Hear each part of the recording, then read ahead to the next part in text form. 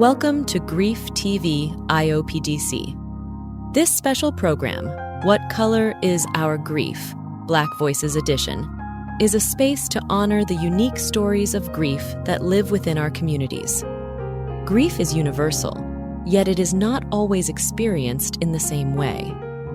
For African Americans, grief often carries unique layers, shaped by history, culture, tradition, resilience, and the ongoing fight for justice and equality. Through storytelling, music, poetry, art, ministry, and creative expression, our grief coaches come together in this one-time special episode to share voices of loss, remembrance, and hope. As you listen, may you hear not only the sorrow but also the strength, the joy, and the legacy that shine through. This is What Color is Our Grief? Black Voices Edition.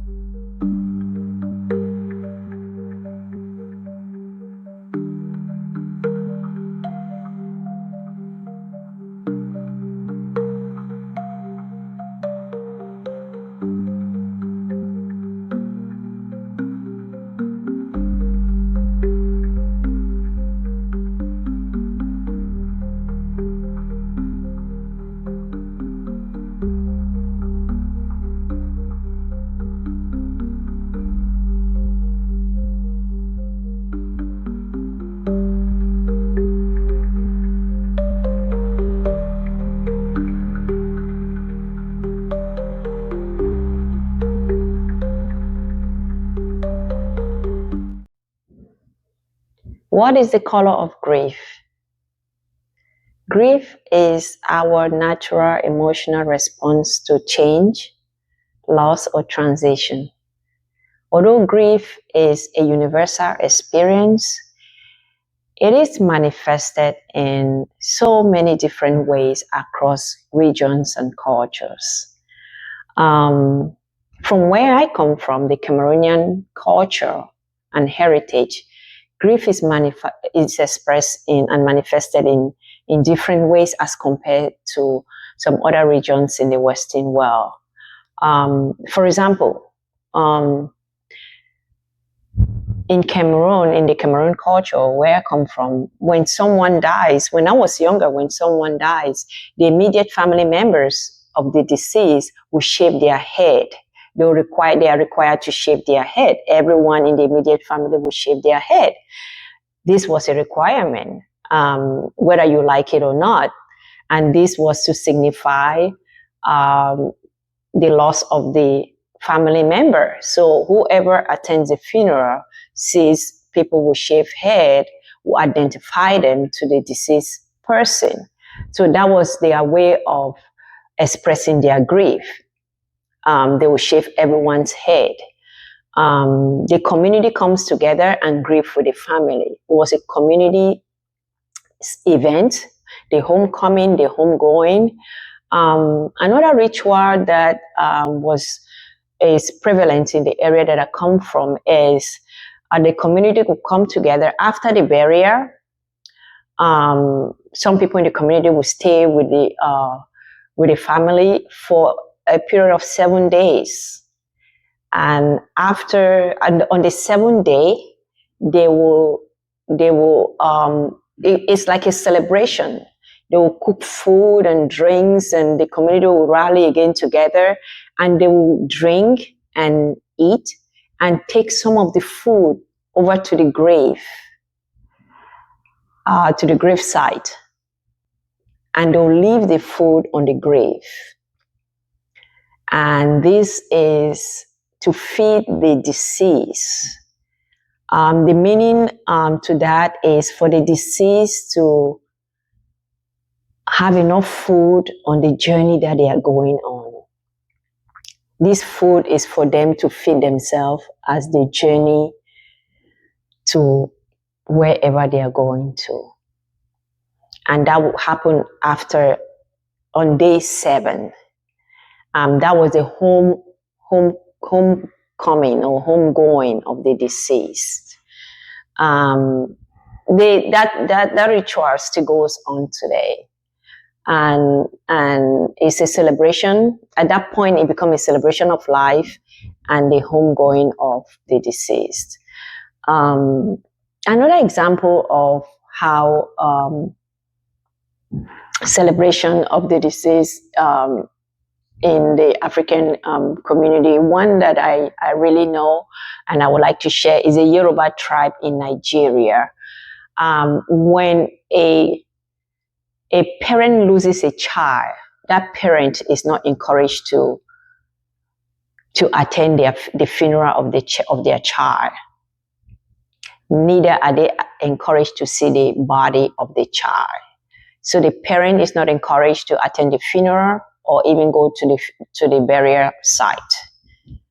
And their reason for that is the parent is not supposed to bury the child. So the parent is not encouraged. And that I cannot imagine how that feels for a parent not to lose a child and then not to attend the funeral service of their child. I have attended several funeral services of friends who are from this tribe, and the parents are not encouraged, are not there because they are not encouraged to be part of the funeral or even the burial celebration or the burial ceremony. And all these cultures and rituals sometimes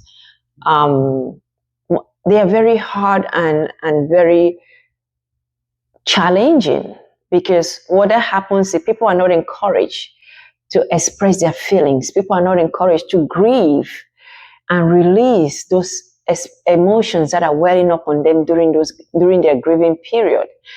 And that builds up to trauma that we carry along with us each day.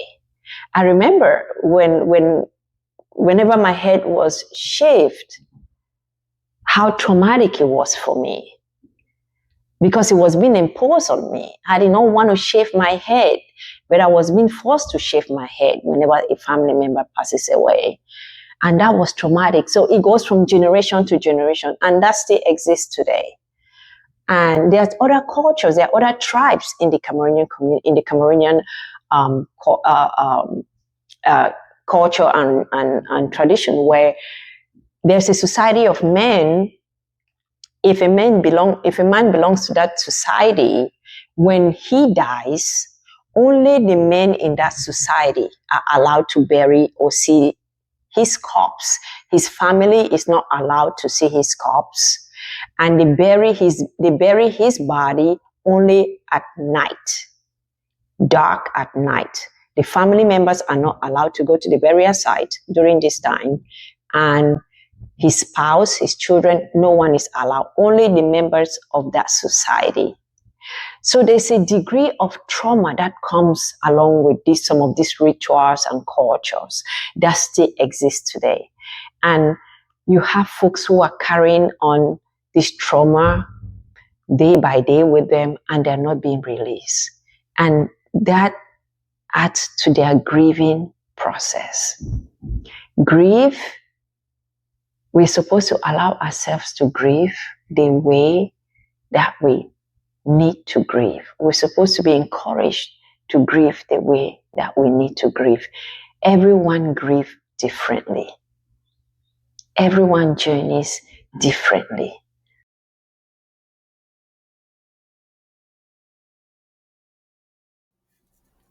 What color is my grief? What color is your grief? What color is my grief?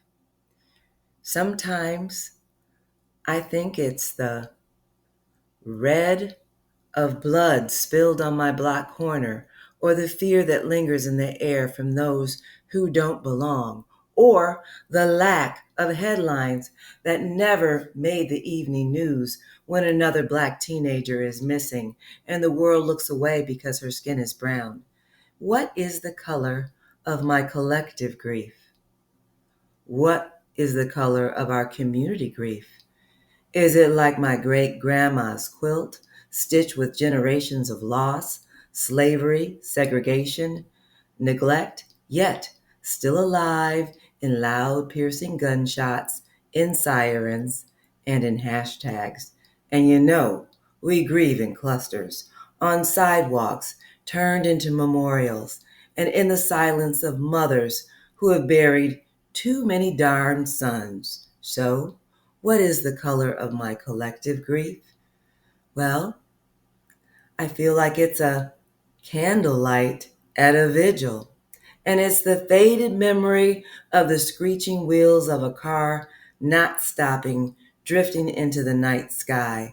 Or it's the eerie silence of when the cameras are gone and only we remain holding one another up, not trusting the soon-to-be-told slanted narrative of our grief. And you know, there is that intersection between racism and grief. Our grief is buried until it's unrecognizable, even to us. It is invisible in newsrooms that skip our stories, muted in policies that never healed our wounds, dismissed as if our tears weigh less. But you know, our grief is heavy. It can fill an entire neighborhood. And it just kind of lingers on each generation until it becomes a curse. And where do I belong? What is my identity? What color is my grief? Skin as light as cream with a splash of coffee. I unconsciously walk with access and privilege. I am marked as an outsider. No one tells me I don't belong, but it's in the questions asked. And my answers, well, they confirm their assumptions. Often when the tears are collectively shed for another brown child, my tears appeared unearned. Who am I to cry about violence in neighborhoods I never walk?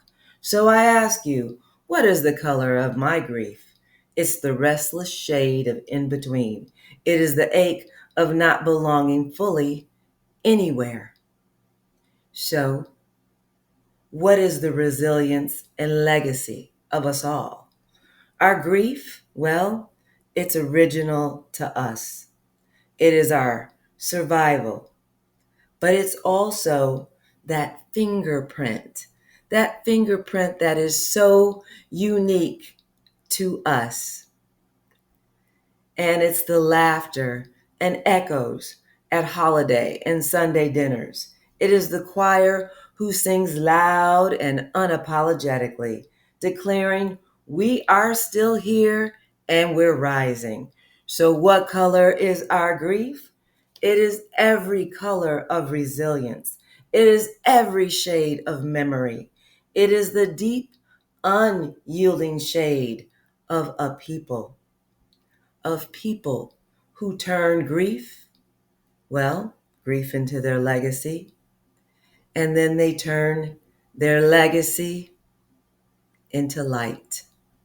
And so that light is the color of our grief.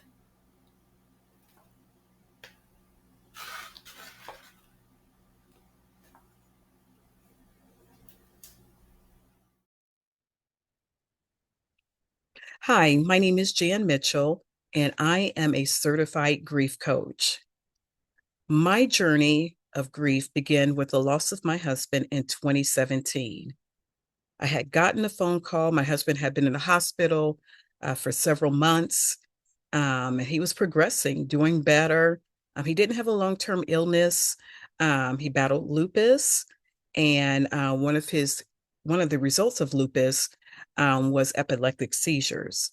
And one day, as he was coming home from doing ministry work, he had an epileptic seizure, fell and hit his head into the wall, breaking his neck in 3 places, which instantly paralyzed him.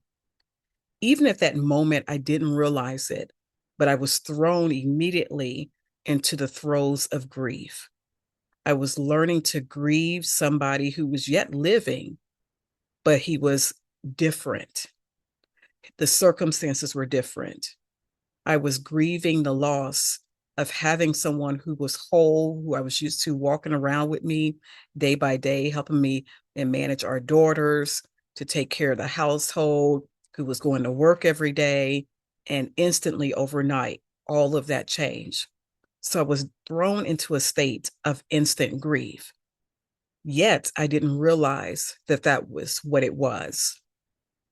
And so our journey continued for several months, Steve being in and out of the hospital, um, until one day I got another call that took me to another level of grief. He had become septic in the hospital system, and they didn't know. They said it was a 50% mortality rate. It could go well 50%, or it could go the other way 50%. And just like many of you, when you go through grief, when it catches us by surprise, we go through this season of shock, unbelief, anger, denial that this is really happening, this is really getting ready to happen.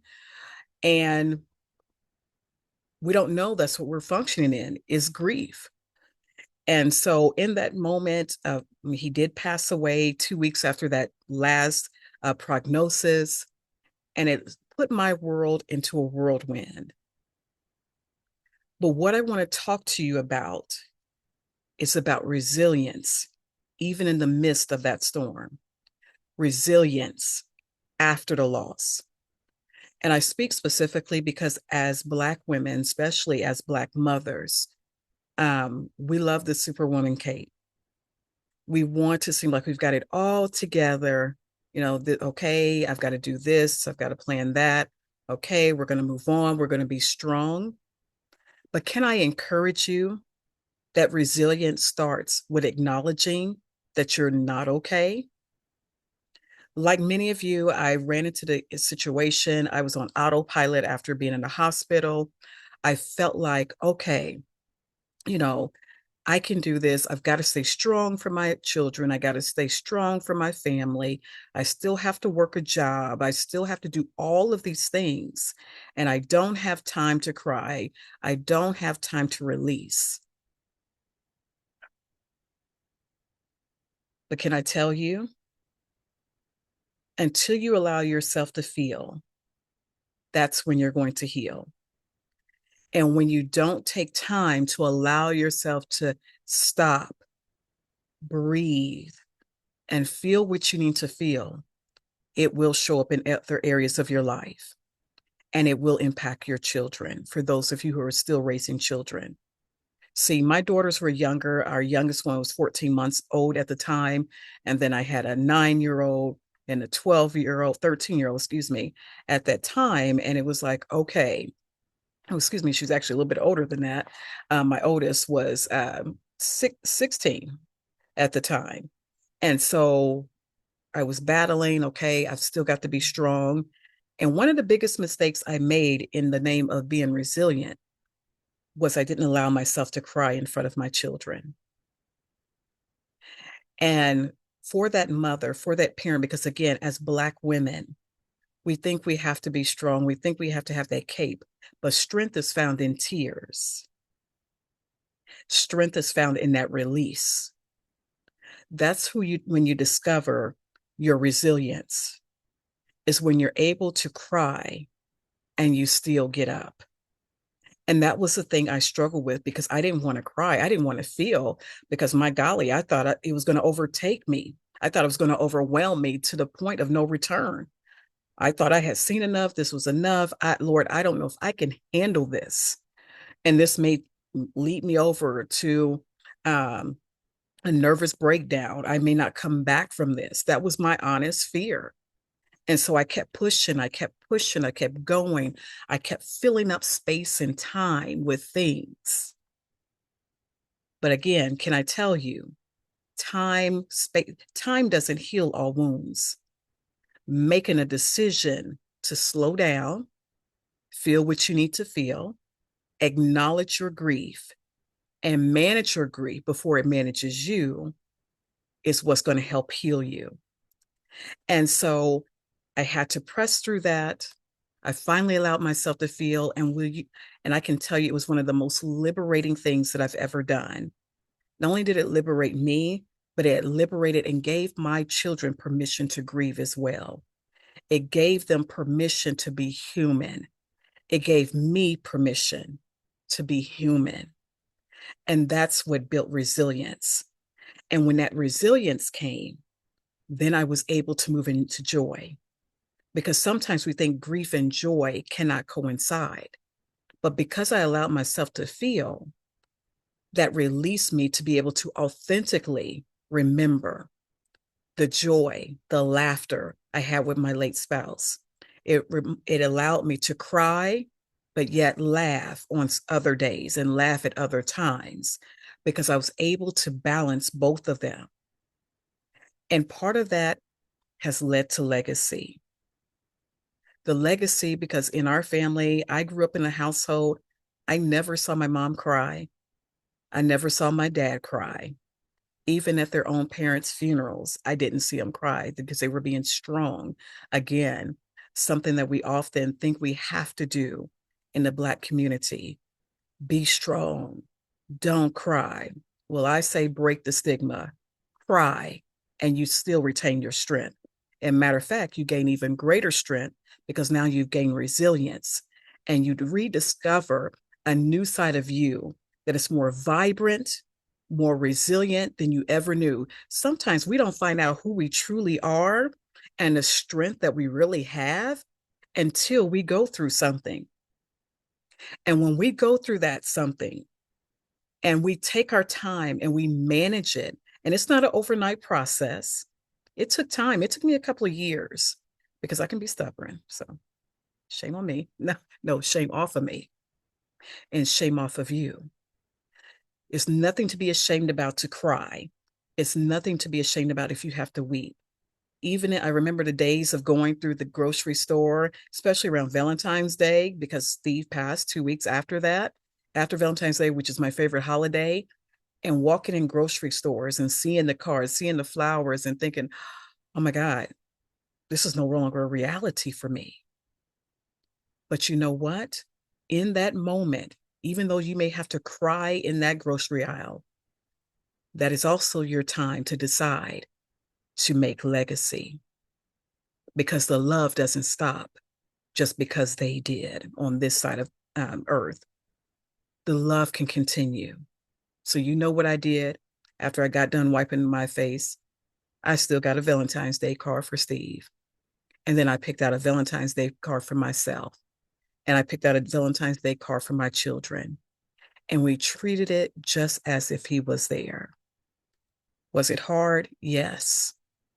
But it was exactly what I needed to do to face my grief and to manage it in a way that was healthy, in a way that was tangible for me, realistic for me. And that's what we encourage you to do. That's what I encourage you to do today. Find out what resilience looks like for you. It doesn't have to look like or sound like my story or anyone else's.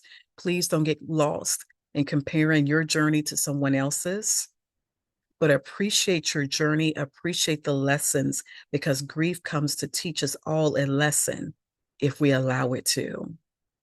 And that's one of the 5 truths about grief that we find as grief coaches. And one of those realities was I was blessed to be a wife. I had the honor and the privilege of being a wife. And it now teaches me not to take that for granted, not to take love for granted when it comes again. But it allowed me to take that love and to build something powerful. And so I want to encourage you today, Black woman, Black man, brown woman, brown man, any ethnicity, use your grief to build legacy and to build honor. Thank you.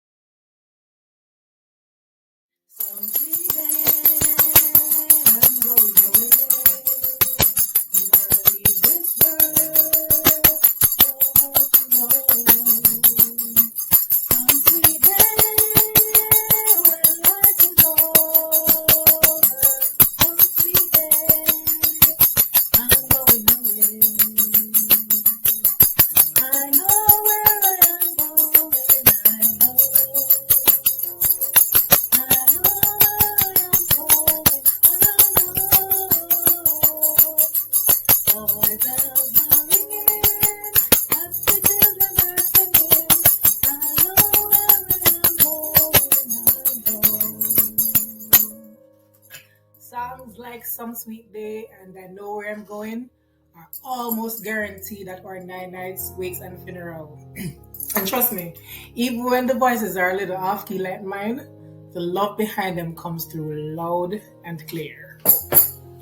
When I think about grief in my Jamaican culture, it has never been just black. Like my blouse, it's a kaleidoscope of colors. See, what happens when someone dies depends on so many things. It depends on where you're from, whether it's uptown or downtown. It depends on what people can afford. And sometimes it depends on what's expected of you socially. A little bit of background here. Now, burials in Jamaica often take a while. It's not unusual for weeks, even months, to pass between death and the funeral. Sometimes it's because family is overseas. Sometimes it's about the cause of death. And sometimes it's just that people want to make sure the send-off matches the life. When my grandmother died in August 2023, she wasn't buried until October 2023. Partly to give family members time to travel, but I also remember people saying it was good to bury her in the month she was born. Don't quote me on that, but that's how things go. What I do know for sure is this. Grief in my Jamaican culture is collective. No one mourns alone. When somebody dies, the whole community shows up. Family, friends, neighbors, and even strangers. That's where what we call the wake comes in. The wake is more than just gathering. For the griever, it means you are held. It means you're supported. People cook, people laugh, they cry, they pray, all to remind you that your burden is not yours alone. For the community, the wake is a chance to show loyalty, to honor ties that go back generations, to stand together in the face of loss. I also remember when my great-grandmother died. I must have been 6. Night after night, the yard was filled with people. Tents went up, tables and chairs lined the space. Food was everywhere. I remember the noise, the music, the constant hum of voices and laughter mixed with a few tears. Even then, as a child, I understood that grief pulls people in. It pretty much knits them together. And we have, of course, what we call ninth night, or some people mispronounce it and call it nine night. This is an old ritual rooted in African traditions, and it's tied to the belief that the soul lingers for 9 days before it moves on. On that ninth night, the family gathers again, this time to send the spirit on its way. So for the griever, ninth night means closure. It says, you've kept your watch, now it's pretty much time to let go. For the community, it's a way to honor the sacred, to blend faith and tradition, to keep alive a ritual passed down through generations. It is not just mourning, it's storytelling, it's laughter, it's song. Someone will sing for sure, sometimes beautifully, sometimes way off key. But it doesn't matter because voices join in. There's usually clapping, drumming, stomping of feet. It feels like both church and carnival rolled in one, to be honest. We laugh, we cry, we pray, and in that, we give our loved ones strength for the road. We can't have any of these rituals without food, right? Food is another part of this story. Back in the day, it was simple, mainly fish and bread. But these days, it's a whole feast. We have fried chicken, curry goat, oxtail, rice and peas, callaloo, goat head soup, fried fish and breadfruit, the whole works. For the griever, food is nourishment when you can't bring yourself to cook. You just don't have the energy. For the community, preparing and serving food, it's an act of love, feeding body and spirit alike. And yes, food can spark drama. I've seen people bring their own containers to bring food home. I've seen arguments over portion size. And of course, there's rum or alcohol. It flows steadily, and with it, there's always that one person who drinks too much and ends up being the evening's entertainment. Even that, in its own way, lightens the load. Fashion has its place too. Once upon a time, it was strictly black and white. Bright colors were almost seen as disrespectful. But times have changed, and now colors are welcomed.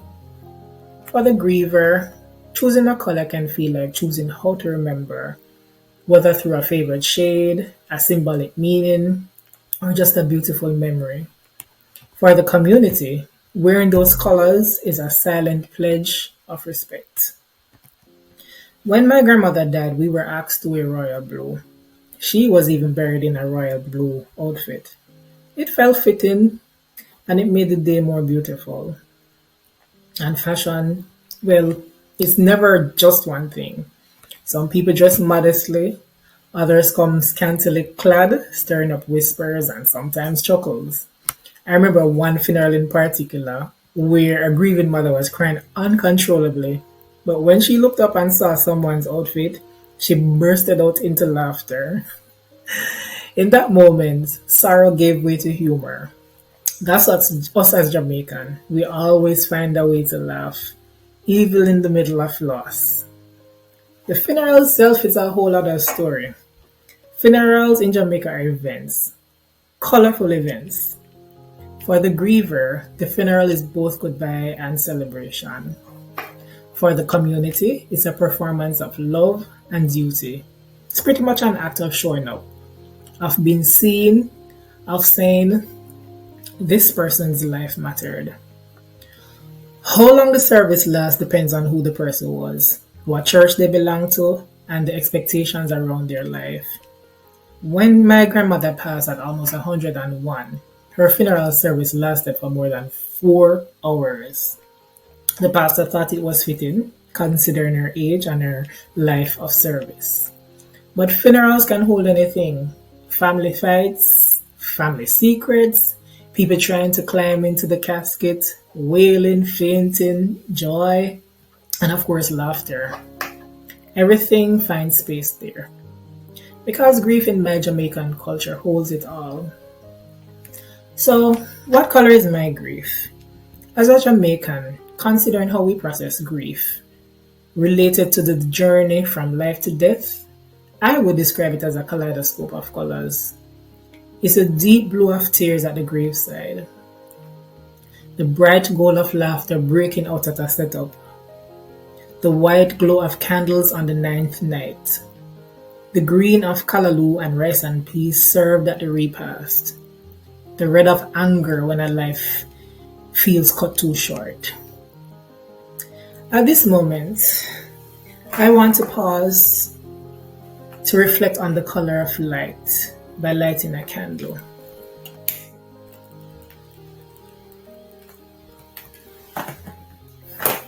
I light this candle in honor of those who, through their experiences, have added to this kaleidoscope.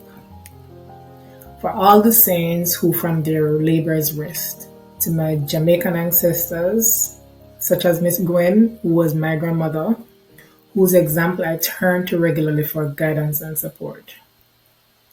I light this candle for you and leave this time of intimate sharing with heartfelt gratitude for the color path with deep meaning that supports in seasons of distress and grief. It is well.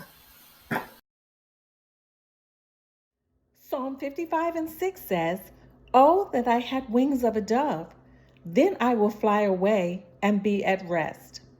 You see, doves are a symbol of peace, hope, letting go, and a spiritual journey. Especially in the African American context, once the celebration of life service is over, the family will then get into the limousine and drive to the final resting place. Once the committal has been administered, then there is a releasing of doves. There may be one white dove. There could be two, symbolizing that your loved one has a spiritual guide on their journey, or it could be 3 doves representing the Holy Trinity, the Father, the Son, and the Holy Spirit. And once the doves are released into the sky as they ascend towards heaven, they begin to flutter their wings. And as the family and friends gather and watch in awe, there's a comfort in knowing that the dove symbolizing that your loved one has gone on towards heaven. There's a sense of hope, knowing that they are at rest. There's a sense of peace as the doves begin to flutter their wings in a quiet and beautiful manner. And then there is a sense of letting go, knowing that the healing process and the grief process can now begin. Oh, that I had wings of this dove, then I shall fly away and be at rest. Know that your loved one is at rest, and be comforted in knowing that there is a blessed assurance, knowing that as these doves begin to ascend into heaven, that they don't just disappear, that the doves have been trained to go back to their place of origin, where again they will offer hope and comfort to someone who may be going through the same thing that you are. Doves can fly high up in the air, As you are standing there in your morning clothes, you are watching the dove descend toward the blue skies, as well as the sun that's shining on a beautiful day. The dove represents in your heart knowing that your loved one is at rest.